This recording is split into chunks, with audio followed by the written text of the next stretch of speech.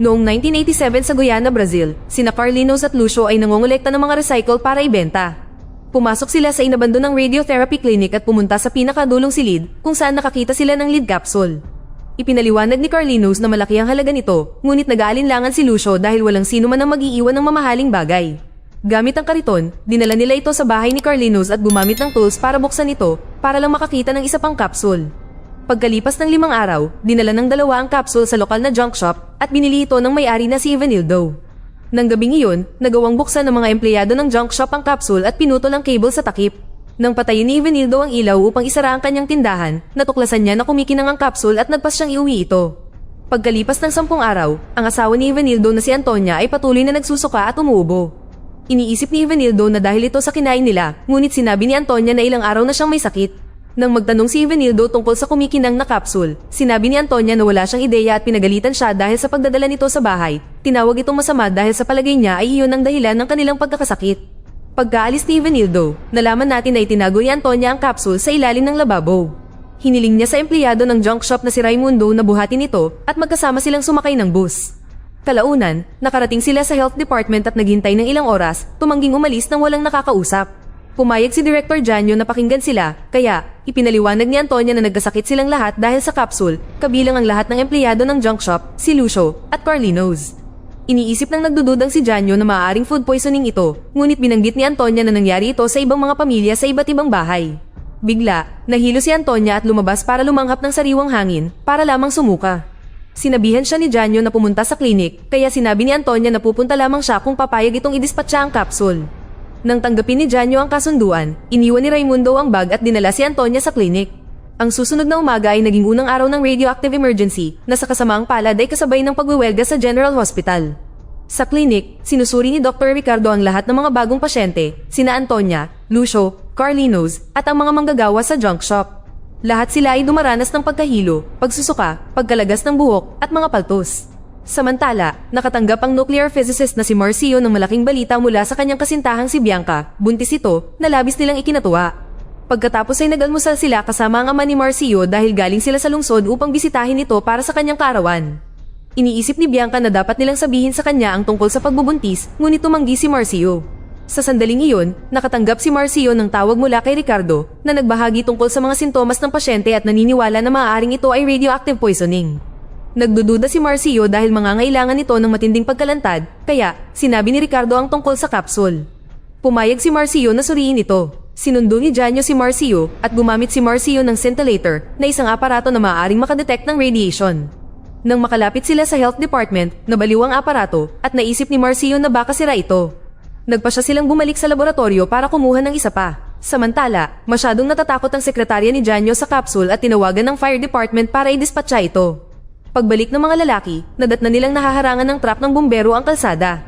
Agad na tumunog ang scintillator, kaya tumakbo sina Janyo at Marcio papunta sa bumbero at pinababa ang bag. Pinagalitan ni Marcio si Janyo dahil sa pagiging irresponsable at kinumbinsi itong mag-organisa ng paglikas, binanggit ang Chernobyl bilang paghahambing.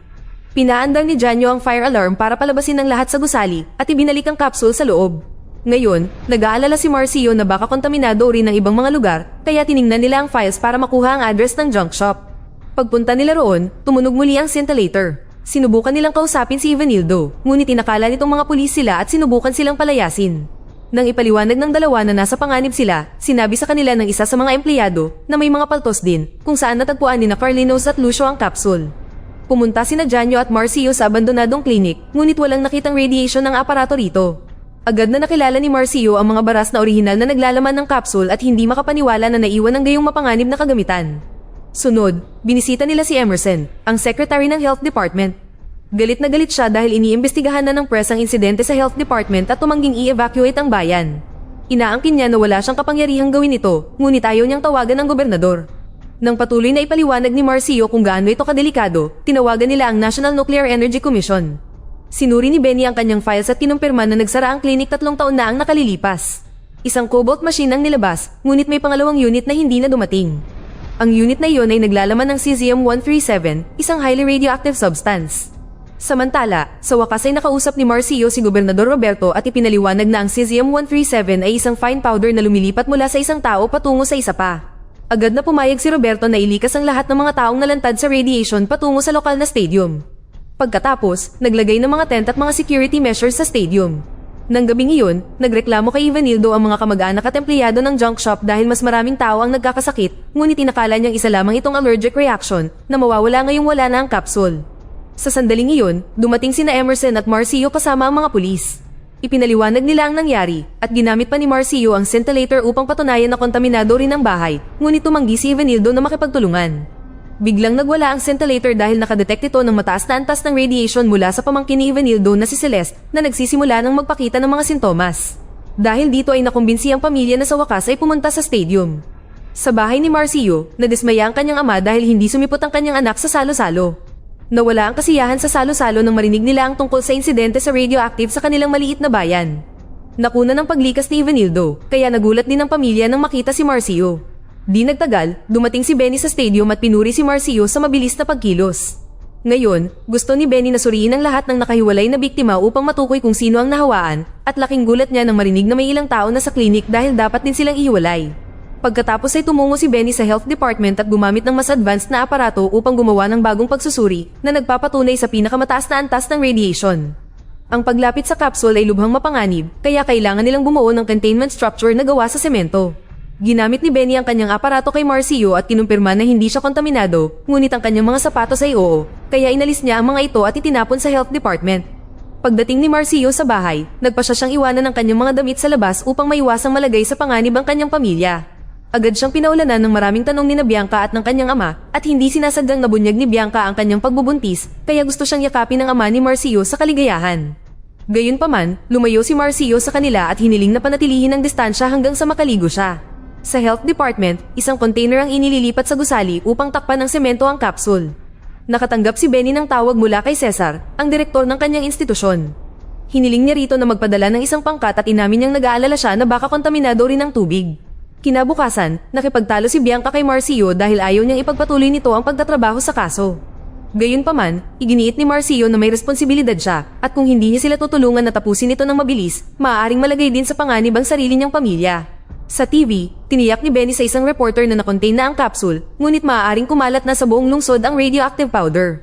Kung mayroon mang humawak sa powder at nakipag-ugnayan sa isang taong humawak nito, gusto niyang pumunta agad sila sa stadium. Pagdating ni Marcio sa stadium, nakita niya ang maraming tao na desperadong magpasuri. Sinabi ni Emerson sa kanya at kay Benny na ang mga apektadong tao ay ililipat sa ospital sa loob ng isang oras at tinanong ni Benny kung handa na ba talaga ang lugar dahil dapat magkakahiwalay ang lahat. Halimbawa, ang dumi ng mga pasyente ay hindi maaaring mapunta sa mga normal na imburnal dahil magdudulot ito ng mas maraming kontaminasyon. Pagdating ni Roberto, hinampas ng mga tao ang kanyang sasakyan, humihingi ng solusyon. Galit na galit siya kay Benny dahil sa paglitaw nito sa TV na nagdulot ng mas maraming takot, kaya inutusan niya ito na kontrolin ng pinsala. Pagkatapos, kinausap ni Benny ang mga biktima sa stadium at detalyadong ipinaliwanag kung ano ang powder. Tatanungin sila ng sunod-sunod na mga tanong upang suriin ang kanilang karaniwang gawain at kung saan maaring umabot ang powder. Gustong malaman ni Ivanildo at ng kanyang pamilya kung kailan sila makakabalik, ngunit sinabi sa kanila ni Benny na hindi niya alam kung gaano katagal ang dekontaminasyon. Ilang minuto ang lumipas, dumating si Dr. Paula mula sa Institute of Radiation Protection and Dosimetry, dala ang lahat ng kagamitan na kaya niyang dalhin upang mapabilis ang proseso ng pagsusuri. Sinubukan ni Marcio na interviewin ang pamilya, ngunit tumanggi silang magbigay ng anumang impormasyon. Kahit papaano, binanggit ni Raimundo ang bus at nabigla si Marcio nang mapagtanto na nalantad din ang bawat pasahero. Nagmadali siyang pumunta sa opisina upang sabihin sa timang tungkol sa lahat ng kontaminadong address at ibinalita ang tungkol sa bus. Nag-alala si Paula at sinabihan si Roberto na isara ang pampublikong transportasyon. Tumanggi si Roberto dahil lalo itong magdudulot ng kaguluhan sa bayan. Pagkatapos, hiniling ni Paula sa pamilya ni Ivanildo na iwanan ng lahat ng kanilang personal na gamit, kabilang ang kanilang mga singsing sa kasal. Ayaw iwan ni Celeste ang kanyang manika, kaya inalok ni Benny ang isang kahon para gawing cute na bahay manika at nangakong papakainin ito, kaya sa wakas ay binitawan nito ni Celeste. Pagkatapos, kinailangang maghugas ng lahat gamit ang tubig at suka na naging sanhi ng paghapdi ng kanilang mga sugat. Sinundan ito ng pagkuha ng mga sample ng dugo. Nang lumabas na ang resulta ng pagsusuri, karamihan sa pamilya ni Ivanildo ay kinailangang pumunta sa ospital dahil may sakit sila. Kasama rito si Celeste at ang kanyang kapatid, ngunit maayos naman ang kanilang ina, si Katarina. Tumanggi siyang iwan ng kanyang anak kahit na nangangahulugan ito ng pagkalantad sa kontaminasyon. Ngunit ang asawa niyang si Joao ay may sakit din at tiniyak sa kanya na aalagaan niya ang kanilang mga anak. Malungkot silang nagpaalam bago umalis ang bus. Sa klinik, ginamit ni Marcio ang aparato upang suriin ang lahat ng may sakit na pasyente at tinanong si Antonia ng mga detalye tungkol sa bus na sinakyan niya. Sa kasamaang palad, hindi niya matandaan kung ito ay bus 8 o 9. Biglang sumigaw si Carlinus sa sakit, kaya humingi si Ricardo ng pang-injection. Ayaw lumapit ng nurse sa pasyente, kaya kinailangan itong paalalahanan ni Ricardo na gawin ang kanyang trabaho. Nagawa ng gamot na pakalmahin si Carlinus. Sa General Hospital, sinakop ng nagwiwelga ang mga kalye. Ang mga doktor at nurse ay humihingi ng mga supply at mas ligtas na kapaligiran sa pagtatrabaho. Lumabas sa ambulansya ang mga pasyente upang gabayan patungo sa nakahiwalay na lugar, gayunpaman, hindi makagalaw si Carlinus at patuloy na nanginginig ang kanyang katawan. Nang dumating ang bus mula sa stadium, sa wakas ay nakita muli ni Evanildo si Antonia. Nang ang lahat ay nasa nakahiwalay na gusali, nilock ng mga gwardya ang pinto. Ilang sandali pa, dumating sa ospital ang 2 doktor at isang physicist upang tumulong. Agad na tumunog ang scintillator ng physicist sa ambulansya at natagpuan nila si Carlinus, kaya humingi ng stretcher ang mga doktor. Gayunpaman, tumanggi ang mga nurse na umalis sa welga. Sa nakahiwalay na gusali, natuklasan ng pamilya na nakakandado rin ang mga banyo. Tinanong nila ang mga gwardya, ngunit walang natanggap na sagot, kaya nagpanik sila at nagsimulang kumatok sa pinto. Sa sandaling iyon, dinala ng mga doktor si Carlinus, ngunit ayaw buksan ng mga gwardya dahil naging bayolente ang lahat sa kabilang panig. Sa wakas ay pumayag ang pamilya na umayos nang makita nila ang kakilakilabot na kalagayan nito at binuksan ng mga gwardya ang pinto. Dinala si Carlinus sa pribadong silid at nagtagumpay ang mga doktor na i-stabilize siya, ngunit mataas ang kanyang lagnat at kumakalat na ang mga paltos. Pagkatapos, nagpalit sila ng bagong damit at ibinukod ang mga ito gamit ang tape. Ipinaliwanag ng physicist na may limitasyon ng radiation na maaaring malantad bawat araw. Kaya, binigyan niya sila ng 2 device na tinatawag na dosimeter upang masubaybayan ang kanilang pagkalantad. Pagkatapos, ipinakilala ng mga doktor ang kanilang sarili sa mga pasyente at ipinaliwanag na malapit nang dumating ang mga container na gagamitin bilang palikuran dahil mapanganib ang kanilang mga dumi. Nakumbinsi rin nila ang mga pasyente na sa wakas ay pag-usapan ang kanilang mga karaniwang gawain at kung sino ang mga taong nalantad sa kanila. Ilang sandali pa, binisita ni na Paula at Benny ang lahat ng lugar kung saan nangyari ang kontaminasyon, salamat sa listahan ng doktor, at napagtanto nilang kailangan din nilang manghuli ng mga asong kalye. Sa bahay ni Carlinus, tumunog ang scintillator sa lugar kung saan nabuksan ang kapsul. Ang ilan sa powder ay nahulog sa hardin habang sila ay nagtatrabaho. Habang papunta sa junk shop, naglaro saglit sina Carlinus at Lucio ng soccer kasama ang ilang mga bata sa kalye. Isinara na ang junk shop, kaya ang dalawa ay pumunta sa bahay ni Evanildo. Ang scintillator ay may pinakamalakas na reaksyon doon at ipinapakita ng kwento ni Antonia kung bakit. Natuwa si Evanildo sa kumikinang na powder at ipinakita niya ito sa buong pamilya sa pamamagitan ng pagbuhos nito sa mesa. Lahat ay nagdala ng kaunting powder sa kanilang mga tahanan at naglagay pa ang isang babae sa kanyang balat dahil maganda ang itsura nito. Sa bahay ni Joao, muling nakatanggap si Paula ng matinding reaksyon mula sa aparato. Lumalabas na sinabi niya kay Celeste na ito ay stardust na nahulog mula sa langit at inilagay ito sa mesa para paglaruan niya. Gayunpaman, inakala ni Katarina na basura ito kaya itinapon niya ito sa lababo na nangangahulugang maaaring kontaminado ang tubig. Nakita ni na Benny at Paul na ang scintillator ay nagre-react sa lababo, ngunit tila maayos naman ang ilog. Kinausap nila ang kapitbahay ni Katarina at hinalughog ang bahay nito at nakakita sila ng mas maraming powder sa altar. Agad nilang hinanap ang pulisya upang sabihan silang lumikas at isara ang lugar. Dahil kumain si Celeste ng kanyang hapunan nang hindi naghuhugas ng kamay, sa palagay ng mga doktor ay hindi siya magagamot sa simpleng ospital na iyon. Tinawagan nila ang Naval Hospital sa Rio de Janeiro at ipinalam sa kanila ng Admiral na 6 na kama na lang ang mayroon silang bakante, kaya kailangan nilang piliin ang pinakamalalang kaso na ipapadala. Sa hintuan ng bus, nanatiling nakatutok si Marcio sa kanyang scintillator tuwing may dumadaang bus. Nang sa wakas ay magkaroon ng reaksyon, sumakay siya at nagpanik ang mga tao nang makita ang aparato. Hiniling ni Marcio sa kanila na manatiling kalmado at magpasuri, ngunit patuloy silang nagpapanik, kaya kinumbinsi ni Marcio ang driver na huwag buksan ng pinto at tumungo sa stadium. Sinusubukan ni Roberto na kumbinsihin ng press na ang kontaminasyon ay nangyari lamang sa isang maliit na lugar, ngunit tumigil sila sa paniniwala sa kanya nang dumating ang ilang sasakyan na may mas maraming biktima. Lumapit ang mga reporter kay Marcio, kaya sinabi niya sa publiko na ang sinumang sumakay sa bus na ito sa huling 48 oras ay dapat ding pumunta sa stadium. Pagkatapos, sinubukan ni Roberto na pagalitan ng koponan dahil sa pagtatrabaho ng hindi niya alam, ngunit pinatahimik siya ni na Paula at Benny nang sabihin nila sa kanya na ang powder ay maaaring na-trap sa mga tubo. Naantala ang kanilang pag-uusap ng ulan na magpapalala sa kontaminasyon. Kinabukasan, tiningnan ni Paula ang lahat ng ilog at nakahinga ng maluwag nang makumpirma niyang maayos ang mga ito.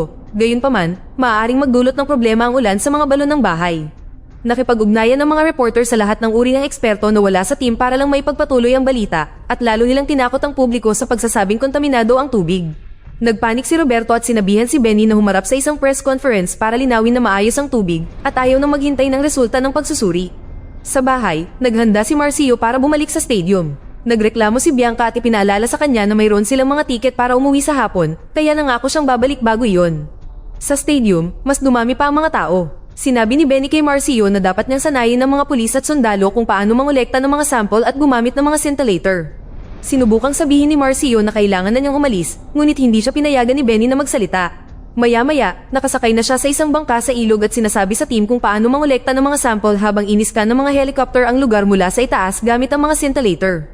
Sa ospital, sinubukan ng mga doktor na magdesisyon kung sino ang ipapadala sa Rio de Janeiro. 6 na pasyente ang malinaw na mas malala kaysa sa iba, ngunit maayos naman si Joao. Nangangahulugan nito na ililipat si Celeste nang wala ang magulang.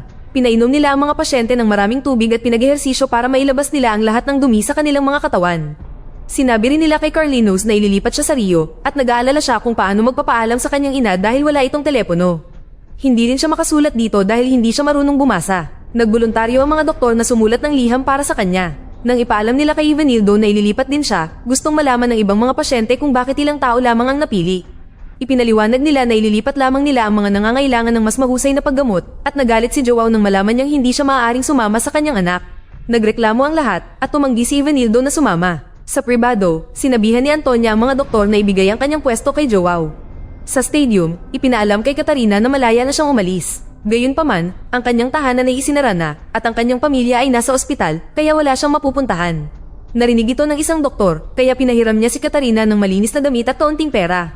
Sa labas, sinuri ni Benny si Bianca at tiniyak na maayos siya. Gusto niyang makita si Marcio, ngunit wala ito sa paligid. Sa ospital, sinubukan ni Katarina na bisitahin ang kanyang pamilya, ngunit hindi siya pinayagan ng mga gwardiya na dumaan. Naghintay siya sa labas hanggang sa makita niya ang kanyang pamilya na dinadala sa bus papuntang Rio, kaya hinayaan siya ng mga doktor na magpaalam ng huling beses. Nagyakapan sila at nagsalita ng pagmamahal bago umalis ang bus. Nagmadali si Celeste papunta sa bintana upang patuloy na kumaway sa kanyang ina. Pagkatapos, sinubukan ni Katarina na umuwi upang kumuha ng ilang gamit, ngunit hindi rin siya pinayagan ng mga gwardiya na dumaan. Matapos mapanood kung paano nila agresibong hinuhuli ang lahat ng mga aso sa lugar, pumunta siya sa bahay ng isang kaibigan upang makatuloy, ngunit tinanggihan siya ng kanyang kaibigan dahil natatakot ito. Matapos makumpirma na malinis ang ilog, nagsimula nang bumalik sina Paula at Marcio. Biglang tumunog ang scintillator at napagtanto nilang nagmumula ito sa isang trap, kaya sinundan nila ito at sinigawan ng driver hanggang sa huminto ito. Iniskan nila ang mga papel sa likod at nabaliw ang aparato. Ipinaliwanag ng driver na nagmula ito sa isang warehouse, kaya umalis si Marcio kasama niya habang dinala ni Paula ang mga sample sa laboratorio. Sa warehouse, kinumpirma ni Marcio na kontaminado ang lahat dahil bumili ang bodega ng mga recycle mula kina Carlinos at Lucio. Kailangan nilang itapon ang lahat ng papel at i-quarantine ang gusali. Nagreklamo ang may-ari dahil kailangan niyang magtrabaho at pakainin ang kanyang pamilya, kaya iginiit ni Marcio na ang pananatili dito ay maaaring ikamatay ng kanyang mga anak. Sa istasyon ng pulisya, iniabot kay Chief Marlin ang file tungkol sa kaso ng capsule at inutusan na hanapin kung sino ang may kasalanan. Nagsimula siya sa pagtatanong kay Clovis, ang nagmamay-ari ng lupa kung saan matatagpuan ang abandonadong klinik. Ipinaliwanag ni Clovis na siya ang may-ari ng lupa, ngunit hindi ang gusali o anumang bagay sa loob, kaya hindi niya responsibilidad na linisin ito o maglagay ng mga gwardya. Binili ng kanyang kumpanya ang lupa mula sa Santa Casa Hospital, ngunit pagdating nila roon, ito ay inookupahan na ng klinik na pagmamay-ari ng Goya Institute of Radiotherapy. Ibinenta ng Santa Casa ang lupa bago tuluyang isara ang klinik at tumanggi silang lumipat hanggang sa mapilitan sila dahil sa mga legal na proseso. Gayunpaman, nang simulan ni Clovis ang demolisyon, pinigilan sila ng klinik sa pamamagitan ng pag-file ng injunction. Nakita niya ang capsule sa silid, ngunit naisip niya na basura ito dahil hindi niya lubos maisip na iiwan ng klinik ang radioactive waste. Sunod, tinanong ni Marlene ang manager ng Santa Casa Hospital na nagpaliwanag na mayroon siyang non-profit deal sa radiotherapy clinic. Kinailangan nilang magbigay ng libreng pangangalaga para sa mga pasyenteng may cancer sa ospital, ngunit sa paglipas ng panahon, nilabag ng klinik ang kontrata sa pamamagitan ng pagsingil, kaya ibinenta ng manager ang lupa. Pinagalitan siya ni Marlene sa paggawa nito nang hindi pinapaalis ang klinik. Sa Rio de Janeiro, binigyan ng mga pasyente ng mga pribadong silid at si Celeste ay nahiwalay kay Joao. Samantala, sinuri ng laboratorio ang ihi ng pasyente at natuklasan na napakataas ng radiation kaya hindi ito nadedetect kapag malapit ang scanner. Tinawagan nila ang mga doktor at ipinalam sa kanila na ang iba pang mga pasyente ay dapat ilipat dahil masyadong mataas ang kanilang internal contamination. Nang magsimulang magkaroon ng seizure si Antonio, agad siyang pinakalma ng mga doktor, ngunit sa ganitong sitwasyon, hindi na siya mabubuhay. Dahil pagod na sa sitwasyon, isang doktor ang nagmamadaling lumabas upang sabihin sa isang reporter ang nangyayari. Nagmakaawa rin siya sa mga nagwewelgang tao para sa kanilang kooperasyon. Sa wakas, dahil naunawaan kung gaano kalala ang sitwasyon, pumayag ang ilang miyembro ng kawani ng ospital na tumulong. Sa stadium, iniulat ni Paula na maaaring kontaminado ang mga balon. May mas masamang balita pa si Marcio, ang ilan sa kontaminadong papel ay nasa isang truck na papuntang San Pablo. Tinawagan ni Benny ang isang institusyon sa lungsod na iyon at inutusan silang i-evacuate ang pabrika ng papel at palibutan ng truck sa sandaling dumating ito. Pagkatapos ay tuluyang umuwi si Marcio, ngunit nakaalis na si Bianca. Nang gabing iyon, lumabas sa TV ang pahayag ng doktor. Nagmamadaling pumunta ang mga doktor sa Rio de Janeiro sa Naval Hospital at sinabi sa Admiral na magboboluntaryo silang mag-alaga ng mga karagdagang pasyente. Samantala, sinubukan ni Katarina na bumili ng tiket papuntang Rio de Janeiro, ngunit wala siyang sapat na pera. Sa ospital, pagod na si Raimundo sa pag-ehersisyo at kinailangan pang kumbinsihin na uminom ng gamot. Nang tingnan siya ng doktor maya-maya, nalaman niyang walang laman ng kama at bukas ang bintana. Nasa karaniwang bar ngayon si Raimundo at sinusubukang bumili ng inumin, ngunit walang may gusto sa kanya rito at tumanggi ang clerk na magbenta. Kaya, sinubukan ni Raimundo na magnakaw ng isang bagay. Pinagbantaan siya ng ibang customer gamit ang basag na bote at baril, gayunpaman, hindi natatakot si Raimundo na harapin sila. Nang malapit na siyang barilin, dumating ang mga doktor at pulis para ibalik siya sa ospital. Nang oras na para sa press conference, sinabihan ni Roberto si Benny na ipahayag na malinis ang tubig. Sinabi ni Benny sa mga reporter na maayos ang mga ilog, ngunit gusto ng lahat na malaman ng higit patungkol sa tubig mula sa gripo. Desperado, nagpa siya si Benny na punuin ng bote ng tubig mula sa fountain at inumin ito sa harap ng lahat kasabay ng pagdating ni Paul dala ang mga resulta ng pagsusuri na kinumpirma na maayos din ang tubig mula sa gripo. Gayunpaman, alam ng isang reporter ang tungkol sa truck na papunta sa San Pablo at inakusahan si Benny ng pagtatago ng impormasyon. Bagamat ipinaliwanag ni Benny na isinara ang pabrika, nagpadala ng mga pulis upang harangan ng mga kalsada. Sa ika-6 na araw, nakatuon ng pangkat sa paglilinis ng mga apektadong lugar. Sa bahay ni Ivanildo, nakakita si Marcio ng isang aso at dahan-dahan itong nilapitan, ngunit sinunggaban siya ng aso at kinagat ang braso nito bago tumakbo palayo.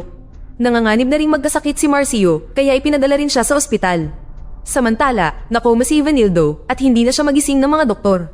Pagkatapos, sina Antonia, Ivanildo at ilang iba pang malubhang pasyente ay ipinadala sa Naval Hospital. Dumating din ang espesyalistang doktor mula sa Russia kasama ang kanyang pangkat, handang tumulong. Gayunpaman, labis silang nagalit nang mapansin na hindi sinusunod ng ospital ang lahat ng kinakailangang protokol. Hindi lubos na ligtas ang mga kawani, hindi dapat naroon si Joao, at masyadong mataas ang dosis ng gamot. Naputol ang kanilang pagtatalo ng isang tawag sa telepono mula sa isang siyentipiko na nagsabi sa kanila tungkol sa isang experimental treatment na ginagamit para sa mga pasyenteng may leukemia na nagpapalakas sa immune system at maaaring mapabuti ang mga apektado ng radiation. Tinanggihan ito ng mga Ruso na nagsabing ang taong nasa likod ng treatment ay huwad. Di nagtagal, ang mga doktor ay nakatanggap ng tawag mula sa pinuno ng ospital na pinagalitan sila dahil sa hindi pakikinig sa mga ekspertong ipinadala niya. Gayunpaman, iginiit ng mga doktor na ang mga Ruso ay may karanasan sa Chernobyl na isang kakaibang uri ng kontaminasyon. Ang kanilang dosis ng gamot ay epektibo hanggang ngayon at kinumpirma ito ng mga pagsusuri, kaya hinayaan sila ng pinuno na magpatuloy sa pagtatrabaho ng ganoon. Nang sa wakas ay dumating si Cesar Sagoynia, nakipagkita sila ni Benny kay Roberto, na galit dahil wala nang gustong bumili ng soya at bigas na nagmula sa kanilang bayan. Tumanggi siyang panatilihin ang mga bariles na naglalaman ng lahat ng radioactive material sa kanyang bayan, kaya iginiit ni na Cesar at Benny na masyadong mapanganib ang paglipat ng mga ito. Walang pakialam si Roberto at binigyan sila ng mga utos, kailangang maghanap si Benny ng pinakamagandang bakanting lugar kung saan nila maaaring ilipat ang mga bariles at kailangang gamitin ni Cesar ang kanyang impluensya bilang pinuno ng institusyon upang makakuha ng kasunduan sa kaukulang bayan. Kung hindi sila makikipagtulungan, sisisihin sila ni Roberto sa lahat. Pagkatapos ay binisita ni Benny si Marcio na nag-ehersisyo. Inamin ni Marcio na hindi niya alam kung dapat ba niyang sabihin ito kay Bianca, kaya pinayuhan siya ni Benny na maging tapat. Kalaunan, tinawagan ni Benny si Bianca at nalaman niyang may anemia ito dahil sa stress, kaya nagpa siya siyang huwag nang sabihin pa rito. Sa ika-15 araw, tinanong ni Marlene ang isa sa mga may-ari ng abandonadong klinik. Tinanggal niya ang bakod, mga roof tiles, mga pinto, at mga frame ng bintana, ngunit nakalimutan niya ang isang kapsul. Ipinaliwanag ng lalaki na tinanggal niya ang mga pinto, ngunit hindi siya pinayagang kumuha ng kahit ano, at hindi niya alam na naroon ang kapsul dahil nagmamadali sila. Samantala, lahat ng mga lumikas na refugee ay nananatili sa isang shelter. Dumating ang isang doktor upang makita si Katarina at dinala siya sa General Hospital upang madalaw niya ang kanyang anak. Hindi sila pinapayagang maghawakan, ngunit kahit papaano ay nakapagbahagi sila ng ilang mga salita ng pagmamahal. Sa Naval Hospital, sa wakas ay nagising si Ivanildo. Sa kasamaang palad, lumalala ang kalagayan ni Antonia at gusto ng mga doktor na gamitin ang experimental treatment, ngunit patuloy na tumatanggi ang mga Ruso. Pumunta ang mga doktor sa pinuno, ngunit tumanggi siyang kumilos ng hindi alam ng mga Ruso, kaya't isa sa mga doktor ang umalis. Sa ika-20 araw, tinanong ni Marlene ang iba pang may-ari ng klinik. Inaangkin ng lalaki na pinalaya sila ng Santa Casa at hindi hinayaan na kumuha ng kahit ano. Sinabi rin niya na hindi nila nilabag ang kontrata, isa itong kasinungalingan na ginawa para ibenta ang lupa. Sumumpa siya na sinabi niya sa Nuclear Energy Commission ang tungkol sa mga inabandonang parts at hindi kailanman ininspeksyon ng komisyon ng klinik habang bukas ito, ngunit hindi niya ito mapatunayan. Samantala, tinatawagan ni Marcio si Bianca araw-araw, at dahil hindi nakatanggap ng balita, nalaman niya mula rito na ang mga bariles ay ililipat sa ibang bayan. Sawang-sawa na sa mga sikreto, sa wakas ay sinabi niya rito na maaaring nahawaan siya, ngunit hindi niya ito pinagsisihan dahil marami siyang natulungang tao. Gayunpaman, hindi siya itinuturing ni Raimundo bilang bayani at sinisisi siya sa lahat. Sa nakalipas na ilang linggo, nagtatrabaho si Katarina bilang tagalinis. Sa ika-22 araw, nalaman niya mula sa balita na ang kanyang anak ay nasa kritikal na kondisyon, kaya nagpa siyang gamitin ang kanyang ipon upang bumili ng tiket papuntang Rio. Sa kasamaang palad, limitado ang pagpasok sa lungsod, kaya ang sino mang gustong pumasok ay dapat magpakita ng sertipiko na nagpapatunay na hindi sila nahawaan. Walang ibang pagpipilian ng bus kundi ihatid ang lahat pabalik. Sa Naval Hospital, palihim na lumabas si Evanildo mula sa kanyang silid upang subukang bisitahin ang kanyang asawa, ngunit pinigilan siya ng mga doktor. Naantala sila ni Joao na nagsabing hindi tumutugon si Celeste. Nagmadali ang mga doktor na i-stabilize siya, ngunit wala silang gaanong magagawa. Kalaunan, ginamit ni Cesar ang kanyang impluensya upang makipagpulong sa mga doktor sa medicine board, kaya bumalik ang umalis na doktora upang ipahayag ang kanyang argumento. Nang subukang magprotesta ang mga Ruso, iginiit ng mga doktor na hindi ito Chernobyl, na siyang nakakumbinsi sa board na aprobahan ang treatment. Sa ika-25 araw, dumating ang experimental medicine, at agad itong ibinigay ng mga doktor sa kanilang mga pasyente. Maya-maya, iba't ibang katutubong komunidad ang naglakbay patungong kabisera upang magprotesta dahil ang mga bariles ay ipapadala sa kanilang mga lupain. Walang pakialam si Roberto hanggang sa nakatanggap siya ng tawag mula sa isa pang gobernador na handang makipaglaban sa kanya sa harap ng Pangulo. Sa ospital, sina Celeste at Antonia ay sumailalim sa bagong paggamot, ngunit nakalulungkot, huli na ang lahat para sa kanila. Inatake sila sa puso at sinisikap ng mga doktor na panatilihin silang gising hanggang sa pareho silang mamatay. Nang oras na para ilibing sila, ang mga bangkay ay inilagay sa mga pinatibay na kabaong. Gayunpaman, maraming taong nagpoprotesta dahil sa palagay nila ay makakahawa sa kapaligiran ng paglibing. Umiiyak si Katerina sa kabaong ni Celeste hanggang sa hinila siya palayo. Nang mailibing ang mga kabaong, nagwala ang mga nagpoprotesta at kinailangang ihatid palabas ang pangkat. Sa ika-30 araw, 2 manggagawa ng junk shop ang namatay din. Nalulunod si Evanildo sa pagkakasala at gustong makita ang kanyang kapatid, kinumbinsi ang doktor sa pamamagitan ng pagbanggit na hindi niya nakita ang kanyang asawa bago ito namatay. Nanatili siya sa ligtas na distansya mula kay Joao at nagbasa ng isang tula bago humingi ng tawad habang umiiyak, tinanggap ang kanyang pananagutan para sa trahedyang ito. Kalaunan, pinalabas si Marcio at sinundo siya ng kanyang ama, ngunit gusto ni Marcio na bumalik sa trabaho. Kasabay nito, iginiit ni Benny at Cesar na hindi naman magmumukhang masama si Roberto para sa pagpapanatili ng mga bariles kung ang utos ay manggagaling sa Pangulo at mayroon silang ilang mga kontak sa Kongreso na maaaring magpatupad nito. Pumayag si Roberto na simulan ng pagtatayo ng storage facility, ngunit sasabihin nila sa publiko na pansamantala lamang ito hanggang sa dumating ang mga utos. Maya-maya, ipinaalam kay Benny na kinasuhan siya ng federal prosecutor para sa pagpatay ng tao. Gusto ni Cesar at ng kanyang abogado na sisihin niya ang health department, ngunit inamin ni Benny na hindi rin ginawa ng kanyang institusyon ang mga kinakailangang pagsusuri. Dahil hindi siya makakapagtrabaho, hiniling niya kay Marcio na idisenyo ang storage facility para sa mga bariles. Salamat sa mga kontak ni Cesar, isang bagong batas ang naipasa na ginagawang responsable ang bawat bayan para sa kanilang sariling basura. Si Marcio ang pinuno na gumagabay sa pagtatayo ng pasilidad at ang capsule ay tuluyang kinuha mula sa health department sa ika-45 araw. Gayunpaman, nang subukang dalhin ito sa pasilidad, nalaman nilang hinarangan ng mga nagpoprotesta ang kalsada. Sinubukan ni Emerson na makipagnegosasyon sa kanila, ngunit tumanggi silang makipag-usap sa sinuman na hindi gobernador. Pumayag si Roberto na makipag-usap sa kanila, ngunit hindi naging maganda ang pag-uusap. Pumayag lamang ang mga nagpoprotesta na buksan ng kalsada sa loob ng 2 araw para makadaan ng mga truck, ngunit dapat dalhin ang mga bariles sa ibang lugar. Nagtipon ng pangkat upang pag-usapan ng iba pang mga solusyon, ngunit walang ibang lugar sa kanilang bayan na maaaring matugunan ang lahat ng kanilang mga pangangailangan. Naisip ni Marcio na dapat nilang sirain ang kasunduan at iimbak ito doon, ngunit ayaw ni Roberto ng gulo sa kanyang mga mamamayan. Sinabihan siya ni Benny na sabihing kumilos ang team nang wala ang pahintulot niya. Sa ospital, lumalala ang kalagayan ni Joao, kaya tinawagan ng doktor ang kanyang anak. Nakalulungkot, hindi makapagsalita si Joao, kaya umiiyak siya habang sinasabi sa kanya ng kanyang anak na mahal niya ito at namimiss niya ang kanyang kapatid. Samantala, ang braso ni Carlinos ay nasa advanced stage na ng necrosis, kaya ang pagputol ng bahagi ng katawan ang kanyang tanging pagpipilian upang mabuhay. Tutol ang mga Ruso sa pamamaraan, at maging ang Admiral ay nagprotesta dahil ma-expose ang mga surgeon, ngunit sinabi sa kanya ng mga doktor na nakahanap na sila ng mga voluntaryo. Sa panahon ng operasyon, halos mawala sa kanila si Carlinos, ngunit sa kabutihang palad, naging maayos ang procedure sa huli. Ang lahat ng mga doktor ay iniskan pagkatapos upang suriin na hindi sila kontaminado. Sumang-ayon pa nga ang mga Ruso na tama ang mga doktor. Nang magising si Carlinos, nakatanggap siya ng sulat mula sa kanyang ina at binasa ito ng doktor para sa kanya. Nang maglaon, kinumpirma ng mga doktor na napagaling na rin ang treatment si Joao. Nang gabing iyon, dinala ni na Marcio at Paula ang mga truck sa lugar ng imbakan para lamang matuklasan na hinaharangan pa rin ng mga nagpoprotesta ang kalsada kahit malalim ang gabi. Kinaumagahan, ibinalita ng mga mamamahayag ang buong pangyayari. Nang makipag-usap si Marcio sa pulutong sa pamamagitan ng paghikayat sa kanila ng pag-unawa, sa wakas ay nagbago ang kanilang isip at ang mga bariles ay dinala sa imbakan. Sa isang pampublikong panayam, kinilala ni Benny na ang Nuclear Energy Commission at mga kaugnay na institusyon na dapat panatilihing sinusuri ang mga klinik ay may pananagutan sa insidente. Tinawag din niya si Antonia na isang tunay na bayani dahil pinigilan niyang lumala ang sitwasyon.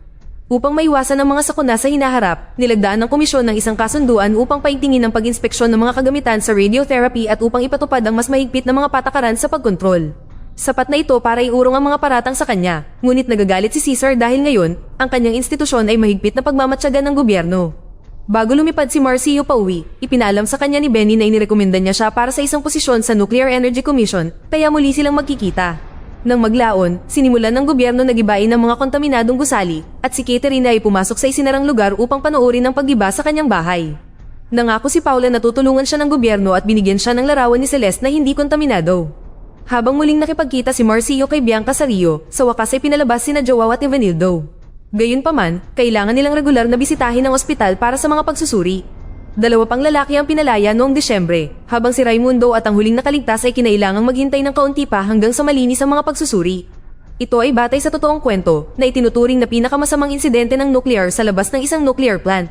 5 empleyado mula sa Radiotherapy Institute ang hinatulan ng hindi sinasadyang pagpatay ng tao at ang National Nuclear Energy Commission ay kinailangang magbayad ng ₱1,000,000 upang garantiyahan ang pagpapagamot para sa mga biktima. Ang mga protokol na binuo ng koponan ay naging isang pandaigdigang sanggunian. Walang mga insidente sa lugar ng imbakan at ang Health Surveillance Agency ay ginawang sentro ng bayan para sa mga biktima ng mga radiological accidents. Bukod sa unang 4 na pagkamatay, 16 pa ang natagpuan kalaunan na may kaugnayan sa pagkakalantad sa radiation. Dito na nagtatapos ang ating kwento. Sana ay nagustuhan nyo. Mag-subscribe na kung hindi ka pa nakasubscribe, pindutin na rin ang notification bell at like button upang matulungan ang channel at mag-iwan na rin ng komento. Maraming salamat sa panonood.